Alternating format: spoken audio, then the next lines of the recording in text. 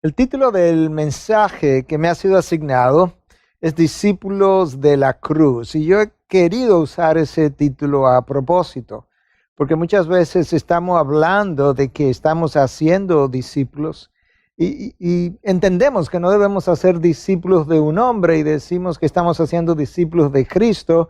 Y yo creo que eso es una buena cosa. Pero por otro lado, si tú logras entender la cruz de ese Cristo, entonces yo creo que esa persona quizás tú tenga un mejor entendimiento de lo que implica ser un discípulo de ese Jesús, precisamente, de ese primer maestro. Nosotros conocemos su mensaje, el mensaje del Evangelio, y ese mensaje es un mensaje para ser recibido, pero es también un mensaje para ser entregado, para ser compartido, para ser proclamado. Y yo creo que la proclamación de ese mensaje, el reflejar ese mensaje, el poder entregar cada momento, cada ocasión, cada recurso de tu vida a las implicaciones de ese mensaje o a la persona que nos dejó dicho mensaje, es la esencia de una vida discipular. Yo creo que si nosotros llegáramos a producir discípulos de la cruz, quizás entonces hubiésemos o estemos alcanzando el fruto que verdaderamente necesitamos. En realidad, este mensaje para líderes y pastores, evangelistas, discipuladores, es más importante de lo que pensamos, porque Cristo nos dijo en Lucas 6:40 que todo discípulo, cuando es entrenado bien, será exactamente como su maestro, de manera que nosotros reproducimos discípulos conforme a la calidad de discípulo que nosotros somos. Déjame decir eso otra vez. Nosotros reproducimos discípulos conforme a la calidad del discípulo que nosotros somos, si creemos lo que Cristo dijo, que cada discípulo cuando es entrenado bien será igualmente igual a su maestro. Nosotros necesitamos entonces, como líderes, como pastores, como discipuladores, entender mejor entonces cómo nosotros debiéramos reflejar la persona de Jesús de una manera que pueda impactar a otros, que quieran entonces seguir nuestro ejemplo de la misma manera que nosotros estamos siguiendo el primer ejemplo, el ejemplo de nuestro Señor Jesucristo, que es exactamente lo que el apóstol Pablo dice: imitadme a mí como yo imito a Cristo. Quizás una de las debilidades que hemos experimentado al formar discípulos es que no estamos produciendo discípulos conforme a la entrega que Cristo nos dejó, nos modeló, o no hemos entendido bien la obra de Cristo en la cruz y no hemos producido entonces discípulos de esa cruz. Y yo creo que la mejor persona para dejarnos ver cómo luce, cómo siente, cómo piensa un discípulo, un verdadero discípulo de Cristo o un verdadero discípulo de la cruz de Cristo, es el apóstol Pablo. No creo que hay ningún mejor ejemplo que su vida. Entonces yo voy a tomar una porción de una de sus cartas, la voy a leer y voy a tratar de desempacar en los minutos que tenemos por delante alguna de esas enseñanzas que quedan plasmadas aquí. Es un texto ampliamente conocido que yo creo que ha sido usado para hablar de redención, de reconciliación, ha sido usado para ayudarnos a entender lo que implica ser un embajador de Cristo, pero en esta ocasión yo lo estoy usando para definir cómo siente, piensa un discípulo verdadero, un discípulo de Cristo real, qué lo motiva, qué lo empuja, cuál es como el combustible que lo mueve. Y entonces con ese entendimiento estaré leyendo de la segunda carta de Pablo a los Corintios, capítulo 5, y voy a leer a partir del versículo 9. No lo voy a llevar hasta el 21, que es donde termina a propósito, y nos vamos a quedar en el versículo 17. Esto es lo que Pablo escribe en el texto de la Biblia de las Américas. Por eso, ya sea presentes o ausentes, ambicionamos, subraya esa palabra ahí, serle agradables. Porque todos nosotros debemos comparecer ante el tribunal de Cristo, para que cada uno sea recompensado por sus hechos, estando en el cuerpo, de acuerdo con lo que hizo, sea bueno o sea malo. Por tanto, conociendo el temor del Señor, persuadimos a los hombres. Pero a Dios somos manifiestos, y espero que también seamos manifiestos en vuestras conciencias. No nos recomendamos otra vez a vosotros, sino que os damos oportunidad de estar orgullosos de nosotros, para que tengáis respuesta para los que se jactan en las apariencias y no en el corazón. Porque si estamos locos es para vosotros, si estamos cuerdos es para vosotros. Pues el amor de Cristo, escucha, nos apremia, habiendo llegado a esta conclusión que uno murió por todos. Por consiguiente, todos murieron.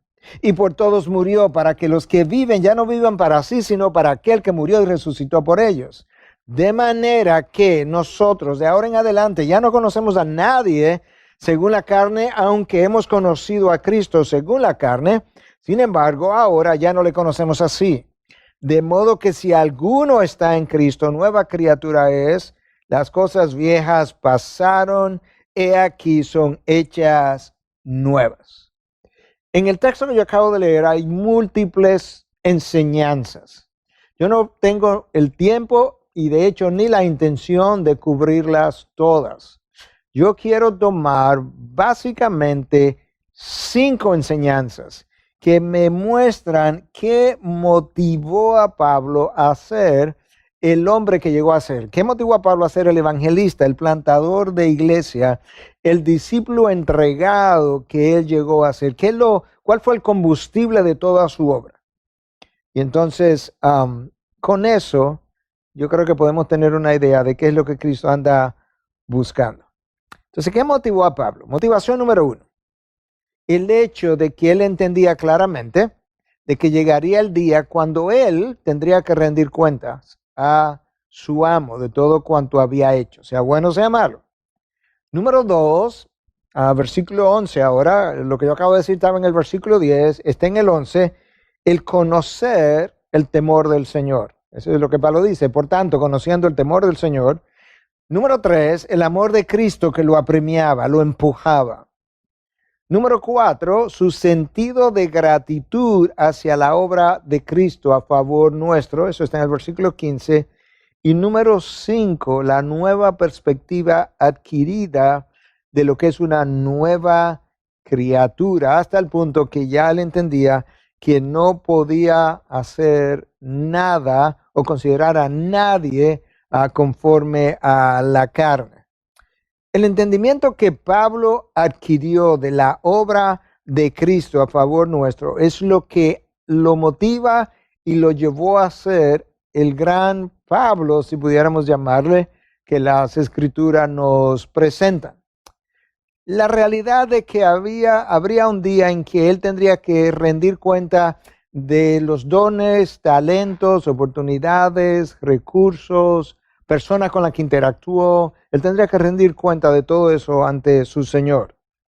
La reverencia que Pablo adquirió por Cristo mismo, su sentido de gratitud por el amor de Cristo, su entendimiento del mensaje de la cruz, su pasión por los perdidos, su dedicación a la causa de Cristo, su disposición a sufrir por causa del Evangelio y su habilidad para hacerlo todo para la gloria de Dios. Ese ejemplo no ha sido sobrepasado, ni siquiera igualado en 2000 años de historia.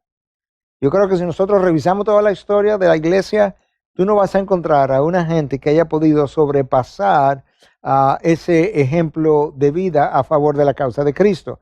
Pero comienza con un entendimiento de a quién Él le sirve y sigue con un entendimiento de la obra redentora de ese Señor a su favor. Entonces nota cómo Pablo dice que todos nosotros debemos comparecer ante el tribunal de Cristo. Pablo está consciente de ese momento, de esa realidad, de lo serio que será a pesar de disfrutar de salvación. Yo no creo que nosotros pensamos de esa manera. Yo creo que nosotros estamos contentos con saber de que tenemos salvación, pero no se nos ocurre pensar que esto será un momento sobrio de rendir cuenta de qué fue lo que hice, como aquel hombre en la parábola de los talentos, que le entregaron 1, a otro 2, a otros 5, Y luego aquel que le entregaron uno no lo perdió, lo guardó, pero al final no hizo nada con él y Cristo lo reprende. Esa sola realidad llevó a Pablo a considerar que él tenía que ser un buen mayordomo de todas y cada una de las cosas que el Señor le había entregado, incluyendo los discípulos mismos que el Señor le había puesto en sus manos. La palabra traducida ahí en el versículo 10 como tribunal de Cristo, en el lenguaje original es conocida o es bema, la palabra, el vocablo que es traducido ahí en español como tribunal. Y el bema era como una especie de trono que se usaba en los Juegos Olímpicos, donde se sentaba, ¿verdad?, la persona que iba a entregar el premio, el galardón, y tenía varios escalones. Y entonces la persona que había ganado la competencia tenía que subir por esos escalones para recibir su premio. De hecho, el trono de Herodes era llamado bema, el trono de Pilatos, el trono de Festo. Y Pablo está usando esa palabra para ayudarnos a entender un poco que de esa misma manera hay como una recompensa que yo voy a recibir. O quizás hay recompensas que no voy a recibir. Y de hecho la palabra habla de recompensas a recibir y habla también de recompensas a perder conforme al uso que nosotros hayamos hecho precisamente de esas oportunidades entregadas por Dios a nosotros. Nosotros hemos recibido dones, talentos, oportunidades, relaciones, ocasiones, momentos especiales, encuentros especiales, y todo eso será evaluado a la luz de lo que Dios esperaba de nosotros. Entonces, la primera cosa que motiva a Pablo, en un buen sentido, lo motiva a correr mejor, lo motiva a querer terminar la carrera, es el hecho de que al final de la carrera hay un galardón, es cierto, pero hay una revisión antes de ser galardonado. La segunda motivación aparece en el versículo 2. Pablo dice, por tanto, o porque, pues, dependiendo de la traducción que usted tenga, por tanto, conociendo el temor del Señor, persuadimos a los hombres. Nota que este versículo comienza con un por tanto, o un por qué, o pues. Entonces eso tiene que estar conectado con esta rendición de cuenta. Pablo dice entonces que él, conociendo el temor del Señor, la palabra o la frase temor del Señor en el Nuevo Testamento tiene el sentido no tanto del miedo humano que nosotros conocemos, sino ese sentido de admiración, ese sentido de reverencia por la santidad de Dios. Y Pablo dice, conociendo esa reverencia, conociendo esa majestad, conociendo esa santidad del Señor que está sentado en el bema, en el tribunal, ese día cuando yo tenga que ser revisado, entonces yo hago algo, yo persuado a los hombres, yo vivo mi vida tratando de persuadir a los hombres de no solamente la necesidad de su salvación. Yo estoy tratando de persuadir a los hombres también de las consecuencias severas y eternas que implica entrar a una eternidad sin haber conocido a la persona de Jesús. Pablo ha llegado a conocer el peso de la justicia de Dios y él no quiere que esa otra persona a quien él le está hablando o está viendo tenga que quedar bajo dicho peso. Al mismo tiempo, Pablo ha conocido el peso también de la gracia perdonadora de Dios, de su misericordia, de su amor, de su paciencia, de su santidad, y todo eso constituían como motivadores que lo impulsaban a hacer todo lo que él estuvo a punto o dispuesto a hacer. Pablo tenía un sentido de asombro ante su Señor. Conociendo todo eso, entonces, Pablo dice, yo no me cruzo de brazos, yo no permanezco pasivo, yo no me pongo a orar simplemente y le digo a Dios, bueno, como tú eres el que salva y la salvación viene de ti y tú eres quien la da de principio a fin, pues yo no hago nada, yo simplemente oro y espero. No, Pablo tiene convicción.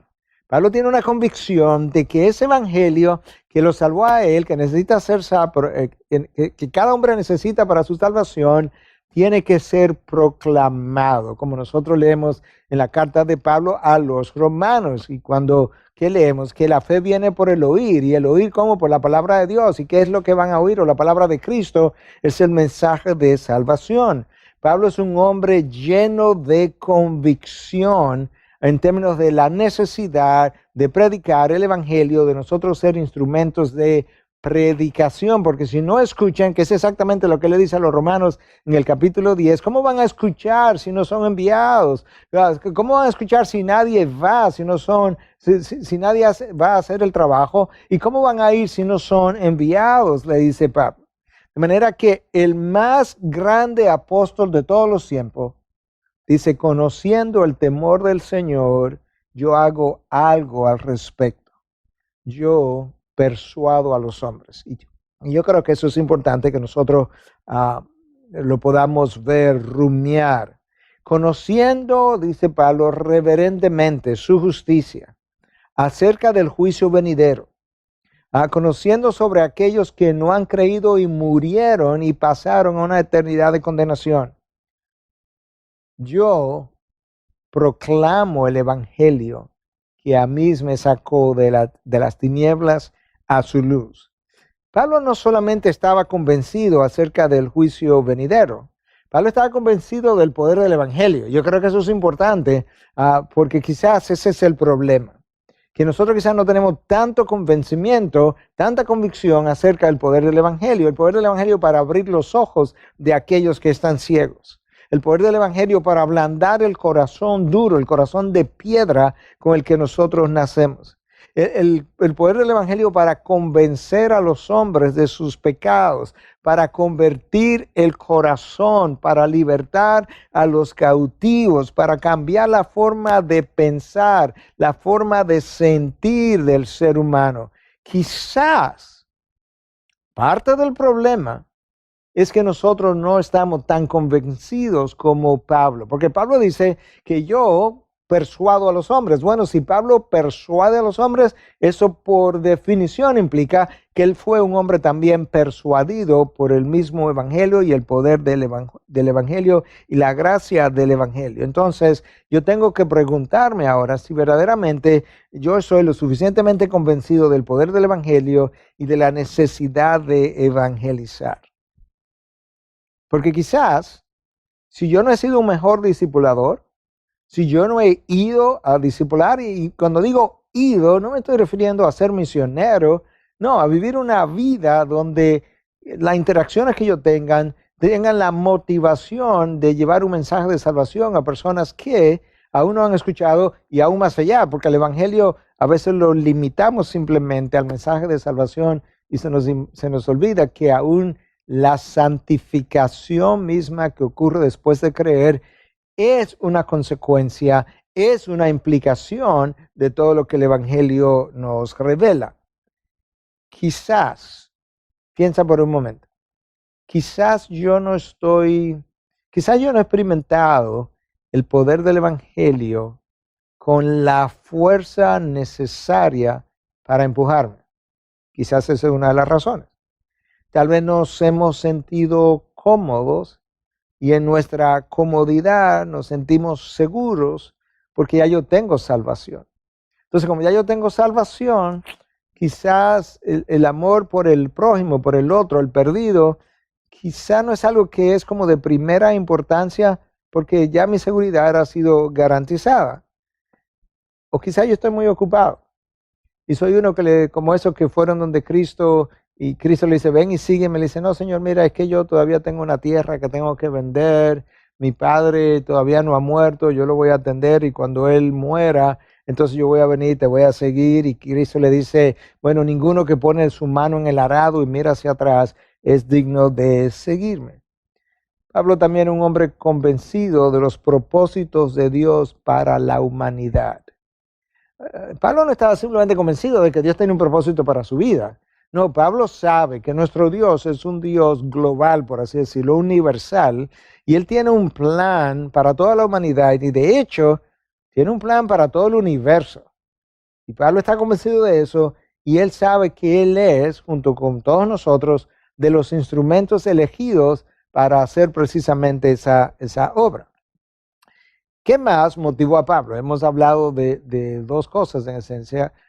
El temor del Señor, él conociendo el temor del Señor, y el hecho, esa fue la número 2, la primera, sabiendo que íbamos a o vamos a rendir cuenta ante el tribunal de Cristo. Número 3, como motivación para Pablo, es el amor de Cristo, versículo 14. El amor de Cristo me apremia, me constriñe, habiendo llegado a la conclusión que uno murió por todos. Ahí donde comienza la comprensión del amor de Cristo. Es que el que no conoció pecado fue hecho pecado. Aquel que estaba disfrutando de su gloria dejó la gloria precisamente por amor al mundo. Tanto amó ese Cristo al mundo que... o tanto amó Dios al mundo que nos dio a su unigénito, tanto amó el unigénito también al mundo que dio su vida para que todo aquel que cree en él no se pierda, mas tenga vida eterna. El apóstol Pablo entonces se siente ante esa realidad, como yo he hablado en otras ocasiones en nuestra iglesia, que él ha sido colocado por el amor de Cristo entre una espada y la pared. Ese es como el sentir la fuerza de esta expresión en el original.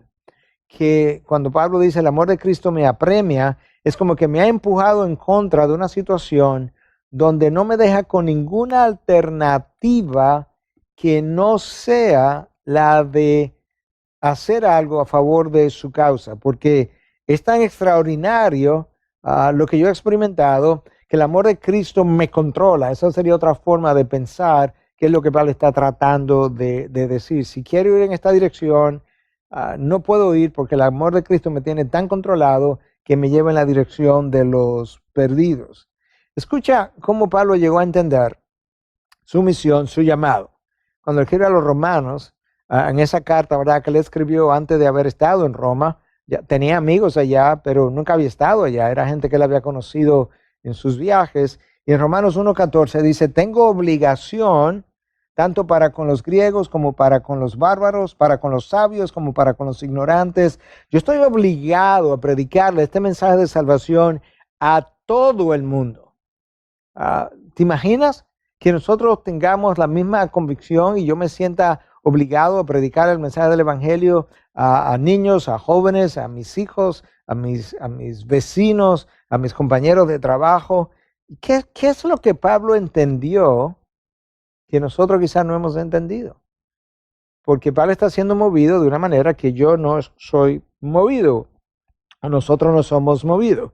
Número 1, algo que ya yo mencioné, el inocente murió por el culpable. El Rey de Gloria dejó su gloria, vino aquí a la vergüenza, nos encontró en vergüenza para llevarnos a su gloria. Que Cristo, el Santo, se dejó clavar en un madero, pero lo hizo por el malvado. Que el dador de vida entregó su vida justamente para sacarme a mí de mi muerte espiritual y llevarme a la vida eterna.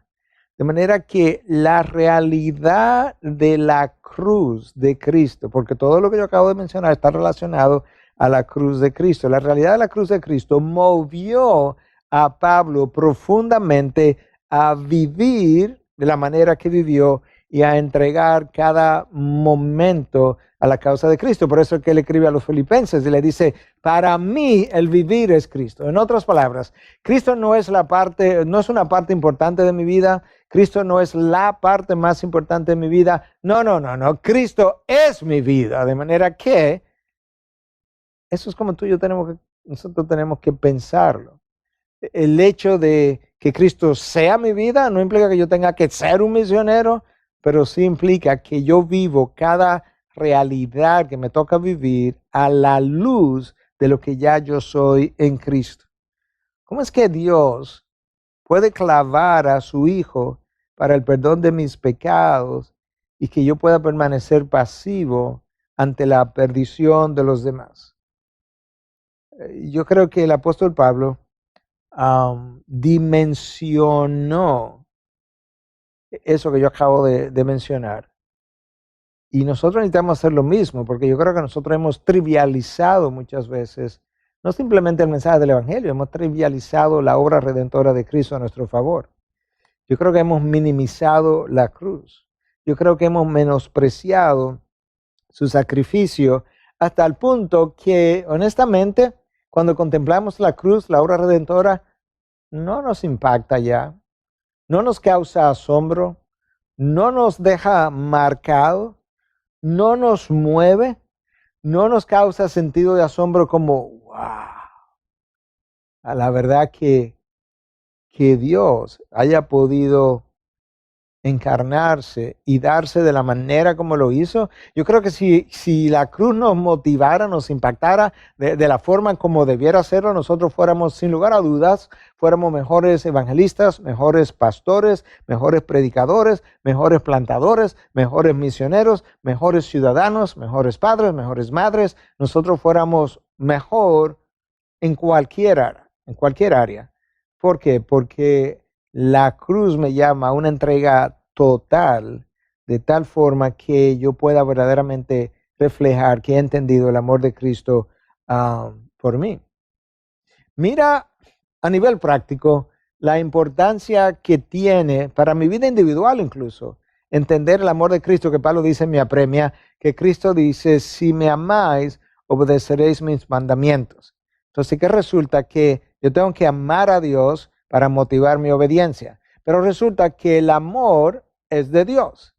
Dios es quien puede darme amor para que yo le devuelva amor.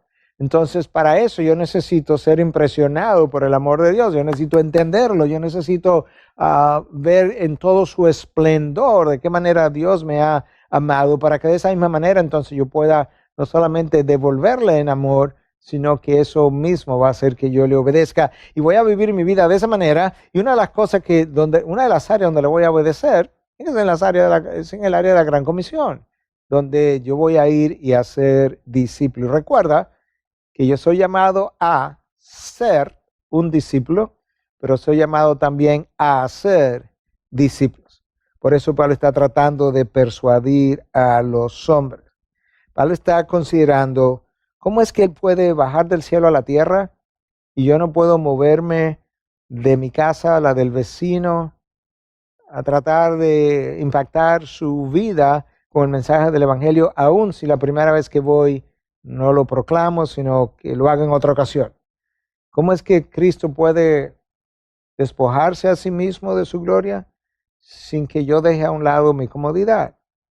¿Cómo es que Él se mueve? Ya lo mencioné, de la gloria a la vergüenza, me saca de la vergüenza sin que yo esté dispuesto a ir y tratar de sacar a otros de su vergüenza. ¿Cómo es que Cristo puede usar sus clavos y sus heridas para ministrar incluso a un Tomás, a un incrédulo, y yo no estoy dispuesto a sufrir por el evangelio que a mí me dio salvación? El apóstol Pablo fue movido, como ya hemos ido mencionando, por diferentes razones, la comparecencia ante el tribunal de Cristo, el temor del Señor, el amor de Cristo. Número 4, el sentido de gratitud. Nota cómo Pablo lo dice ahora en el texto que leímos anteriormente. Para los que viven, ya no vivan para sí, sino para aquel que murió y resucitó por ellos. Ese sentido de gratitud ha hecho que Pablo le dé toda su vida, toda su energía, todo su trasfondo, todo su pasado, todo su presente, todo su futuro a la causa de Cristo. Si hasta este momento alguien tenía duda al escucharme que esta es la manera de vivir, ahora yo creo que Pablo lo deja ampliamente claro cuando dice que los que ahora viven, porque estábamos muertos, ya no sigan viviendo para sí. Entonces, ¿para quién vamos a vivir? Para Cristo. ¿Cómo es que Él puede morir por mí? Morir por mí y yo no esté dispuesto a vivir por Él. ¿Qué intercambio? Él muere, yo vivo. Pero no vivo para mí, sino para aquel que dio su vida. Y esa es la pregunta que yo creo que Pablo se hizo, que Pablo respondió. Esa es la pregunta que tú y yo debiéramos responder. De hecho, no sería lógico, ni siquiera, piensa ahora, no sería lógico, no sería racional vivir para nosotros mismos si yo conozco el temor del Señor, si yo conozco el amor de Cristo, si Él muere en mi lugar. No sería lógico que yo continúe pensando que mi vida me pertenece, porque no me pertenece. De hecho, Pablo dice esto de diferentes maneras, en diferentes momentos, diferentes grupos. Cuando él escribe a los Corintios, en la primera carta, en 6:19, le dice, no sois vuestro, Tú no tienes un título de propiedad sobre tu vida, ese título de propiedad lo tiene Cristo. En el próximo versículo, en 6:20, le dice, pues, le da la razón, primero dice, no soy vuestro, y luego en el próximo versículo dice, ¿por qué ya no eres vuestro? Pues por precio habéis sido comprados. Por tanto, glorificar a Dios en vuestro cuerpo. ¿Tú sabes por qué? ¿Por qué no eres vuestro? Porque tú estabas en un mercado de esclavos, esclavo del pecado, y Cristo bajó de la gloria, fue y pagó un precio, su propia sangre, y te compró y te tomó para sí, de manera que ahora tú eres esclavo de Cristo. Literalmente, esa es la palabra que aparece en el Nuevo Testamento, que a veces bueno, no a veces, prácticamente siempre la palabra esclavo en el Nuevo Testamento, para referirse a nosotros, es traducida como siervo, pero esa no es la palabra en el original, la palabra es doulos, y un doulos era un esclavo. De manera que nosotros somos esclavos de Cristo. Y por eso es que Pablo está usando un vocabulario común a ellos, porque en esa época existía la esclavitud y se vendían los esclavos y se compraban los esclavos. En la misma carta, capítulo 7, versículo 23, Pablo dice, comprados fuisteis por precio. No os hagáis esclavos de los hombres. O eres esclavo de los hombres o eres esclavo de Dios. A quien tú le sirves, de ese tú eres esclavo. Cuando nosotros vivimos para nosotros mismos, si nosotros quisiéramos como una prueba para determinar si estoy viviendo para Cristo o para nosotros mismos, cuando nosotros vivimos para nosotros mismos, se hace difícil dejar lo cómodo, lo familiar, lo conocido, lo cierto, lo manejable, aquello que me hace sentir seguro. Se hace difícil dejar eso cuando tú estás viviendo para ti mismo. Ahora, cuando tú sigues a Dios, tú vas a escuchar, y esto lo voy a usar ilustrativamente, tú vas a escuchar cosas como la que Abraham escuchó. Vete de tu tierra y de tu parentela, a la tierra que yo te mostraré.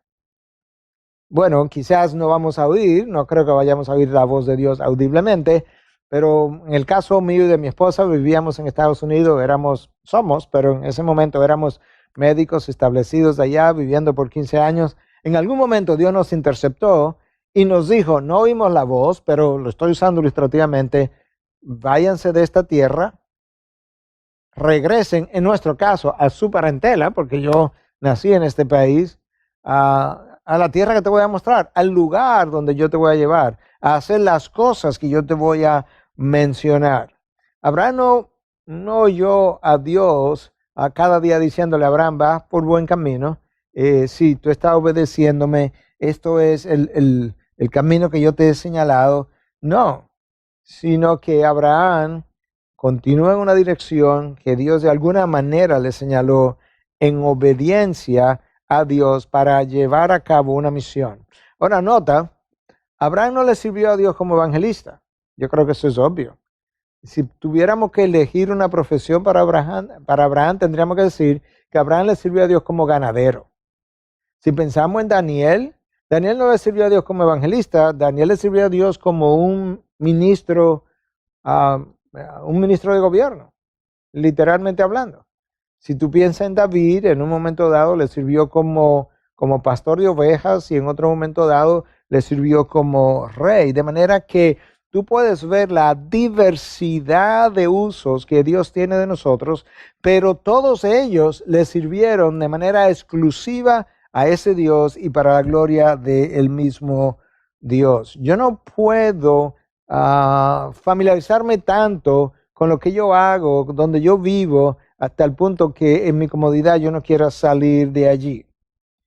El sentido entonces de gratitud que Pablo experimentó por lo que Cristo hizo por él, es lo que lo lleva a decir, bueno, ahora aquellos que viven no deben continuar viviendo para sí mismos, sino para aquel que los compró, una gratitud genuina.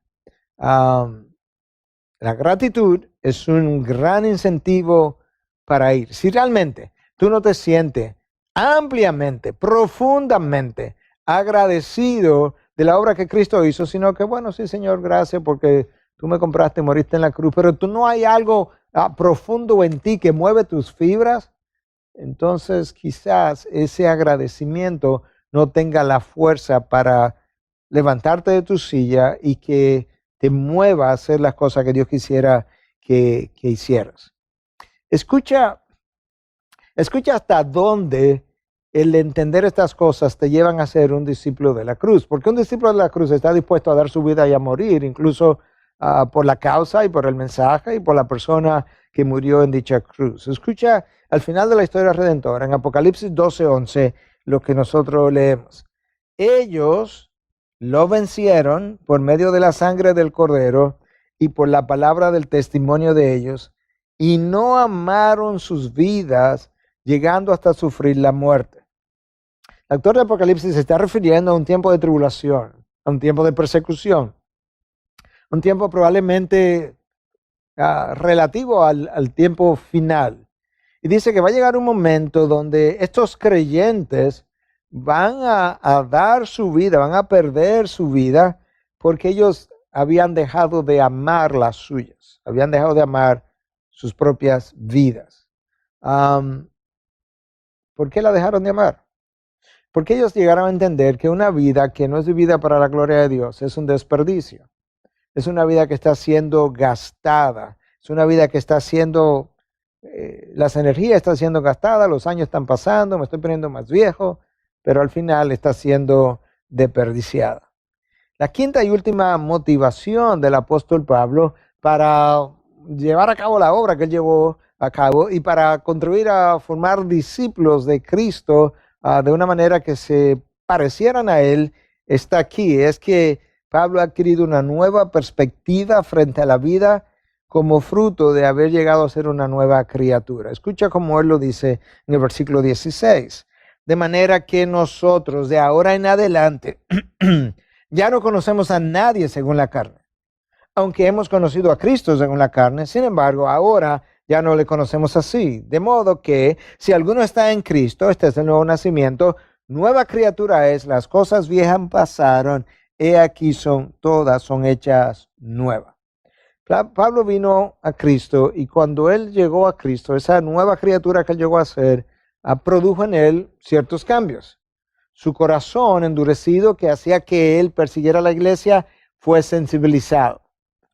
Número 2, Pablo comenzó a perseguir algo completamente diferente. Su meta fue transformada. Por eso es que él dice que todo aquello que él había llegado a ser, ¿verdad? Fariseo de fariseo y de la tribu de Benjamín, circuncidado al 8º día, para él todo eso era basura. Cuando él llegó a ser una nueva criatura, su rebelión expresada en esta persecución por el pueblo de Dios fue conquistada y su actitud hacia la vida y hacia los hombres en general fue cambiada. Hasta ese momento, para Pablo, quizás, obviamente no tenemos este testimonio de él, pero quizás hasta ese momento un jefe para Pablo era alguien para ser obedecido. Quizás una mujer era alguien para tener hijos o para experimentar cierto placer. Quizás para Pablo un amigo era alguien para ser usado. Un cliente era quizás alguien para sacarle provecho. Pablo dice, sí, eso fue en el pasado. Ahora las cosas son completamente diferentes. Entonces, ¿qué es lo que ha cambiado, Pablo? Bueno, yo soy una nueva criatura. Y entonces, ¿qué pasa? Yo tengo nuevos valores, yo tengo nuevas metas, yo tengo nuevo entendimiento, yo tengo nuevos ojos y también yo he llegado a entender que los hombres sin Cristo como Redentor, sin el mensaje de salvación, están perdidos para siempre. Yo tengo ahora una perspectiva eterna, de manera que yo no puedo evaluar a nadie de una manera terrenal, de una manera temporal. Yo no puedo, yo tengo que ahora ver a un jefe, a una mujer, a un amigo, como potenciales conversos de Cristo o a Cristo, y luego si esa conversión se da, yo tengo que verlos como mi hermano, mi hermana, y por tanto tengo que darle el valor que Cristo le daría. Si verdaderamente nosotros somos nuevas criaturas, entonces no podemos permanecer en nuestra vieja forma de pensar, de sentir, de ver las cosas, de vivir, de entretenimiento. ¿Por qué? Porque las cosas viejas pasaron y he aquí todas son hechas nuevas. Déjame detenerme ahí un momentito, porque yo creo que cuando hablamos de que las cosas viejas pasaron, la mayoría de las personas piensan, y en cierta medida están correctas al verlo así, piensan que esto se tiene que ver con mis pecados. Bueno, sí, mis pecados fueron perdonados, en una nueva vida, las cosas viejas pasaron. Pero no se nos ocurre pensar que eso no es lo único viejo. Hay algo más que también es viejo, que era mi forma de vivir, mi forma de pensar, mi forma de entretenerme, mi forma de vivir la vida, mi forma de usar la gente, de hablarle a la gente. Todo eso también pertenece al pasado. Ahora todas esas cosas han sido hechas nuevas. Y yo necesito entonces comenzar a ver la vida, reaccionar ante la vida con una perspectiva eterna de las cosas. Nota cómo Pablo dice entonces, de modo que si alguno está en Cristo, nueva criatura es. Las cosas viejas pasaron, he aquí que todas son hechas nuevas. Esa frase en Cristo es vital.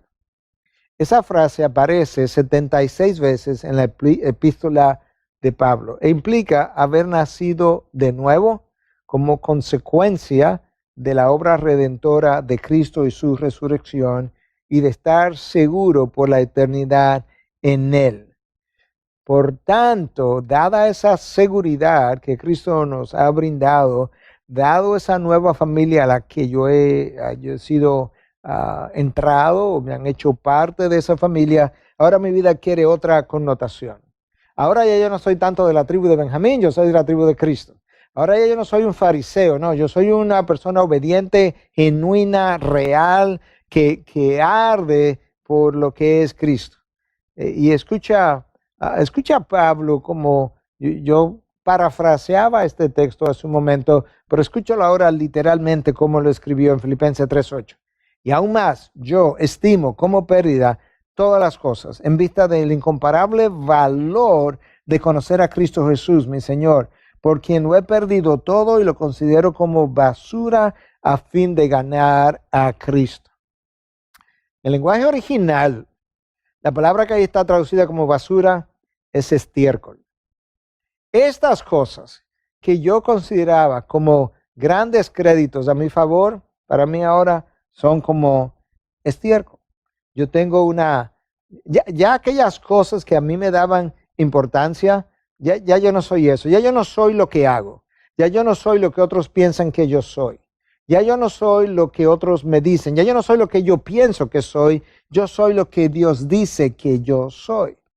Y lamentablemente en esa nueva criatura que somos, muchos de los hijos de Dios, muchos de los que pudiéramos llamar genuinamente mis hermanos, mis hermanas, todavía están detrás de las 5 grandes P's: prosperidad, posición, poder, prestigio, placer, en una nueva familia, en un nuevo reino, con un nuevo corazón, porque nací de nuevo, pero todavía con una mente vieja. De manera que eso hace que yo viva como un incrédulo y que otros cuestionen mi salvación, porque como que el evangelio no le ha impactado lo suficiente.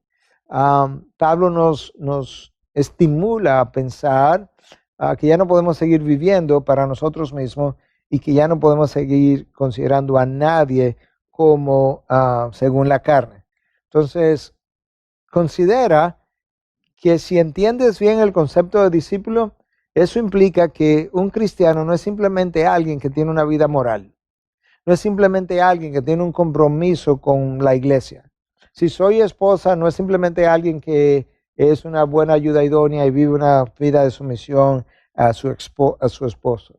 De hecho, para ese nuevo creyente, si él llega a ser verdaderamente un discípulo de la cruz, un discípulo de Cristo, el concepto de éxito es completamente redefinido.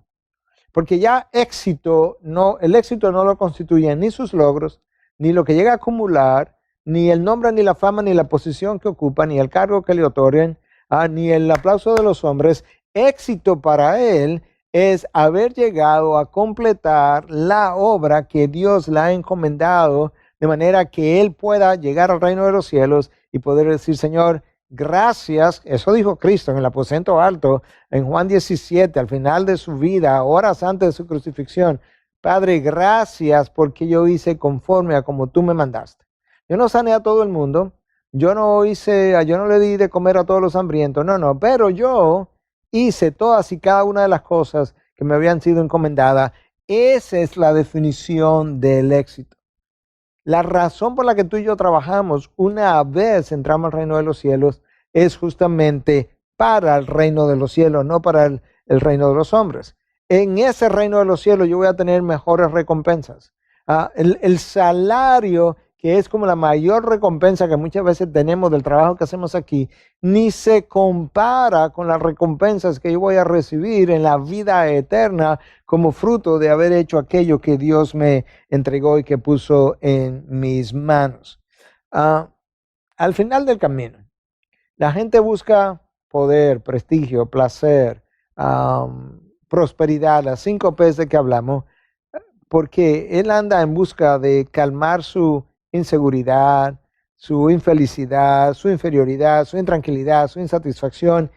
Y esa insatisfacción existencial, el hecho de que no me siento satisfecho con mi propia existencia, siendo lo que Dios me hizo ser, es lo que lleva a muchos cristianos, a pesar de ser una nueva criatura, de no vivir como un verdadero discípulo de Cristo.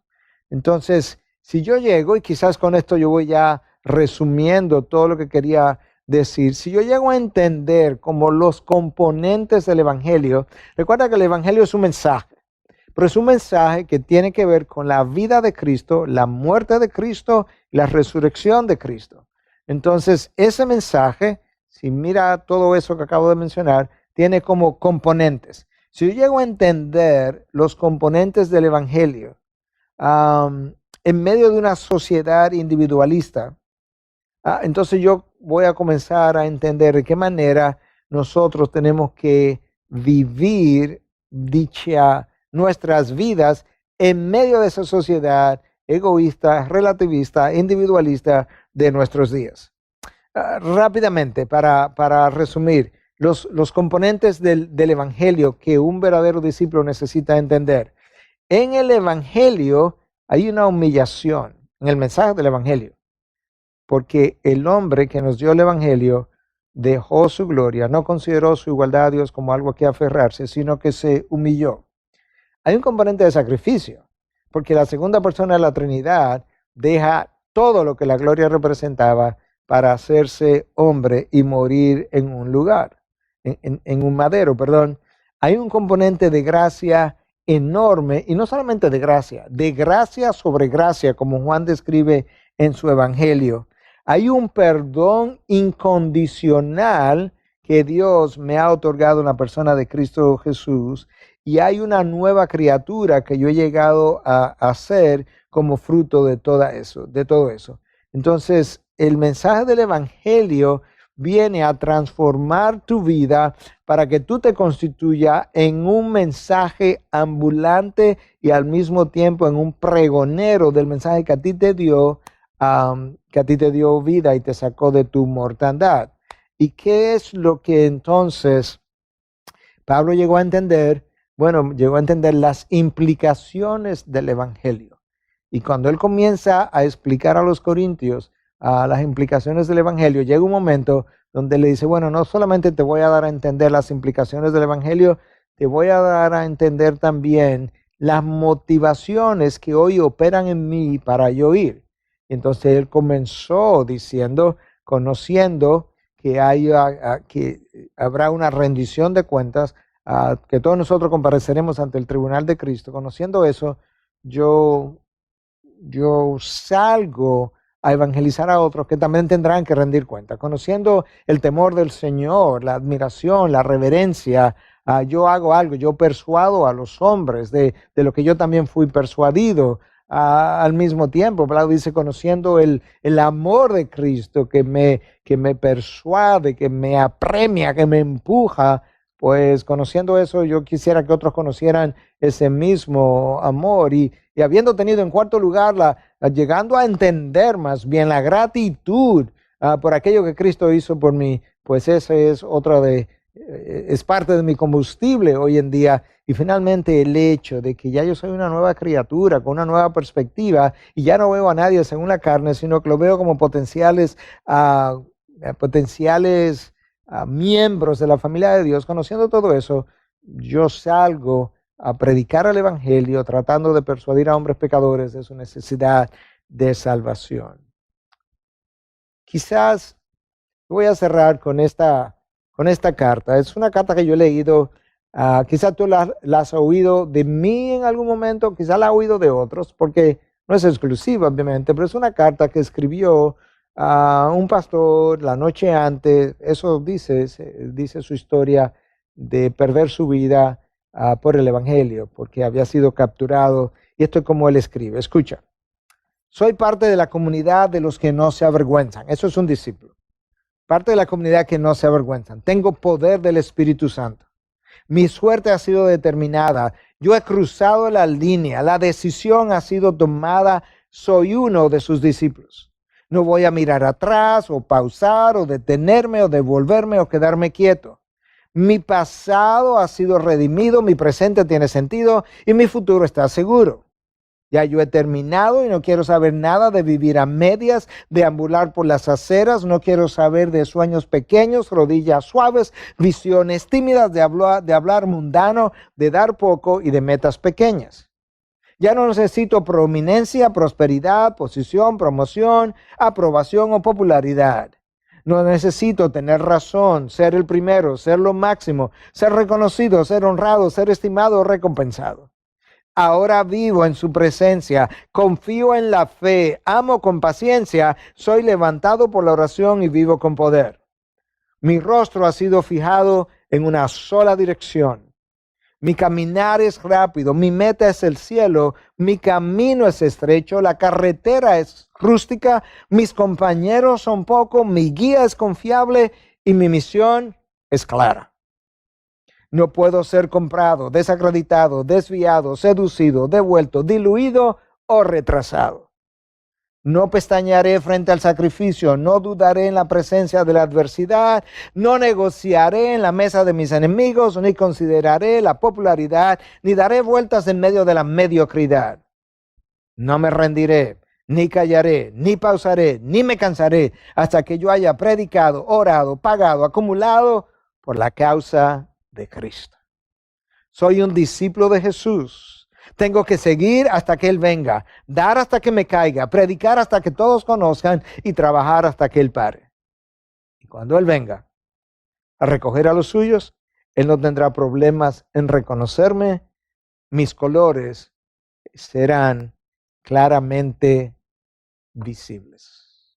Padre, gracias por el ejemplo de hombres, mujeres que derramaron sangre, que derramarán sangre en un futuro por la causa de Cristo, mostrando que verdaderamente vale la pena ser uno de los tuyos y pagar el precio que sea, de manera que nosotros ya dejemos de buscar la aprobación de los hombres, nos importe solamente tu aprobación, mostrando con eso que somos verdaderamente un verdadero discípulo de la cruz. En tu nombre. Amén.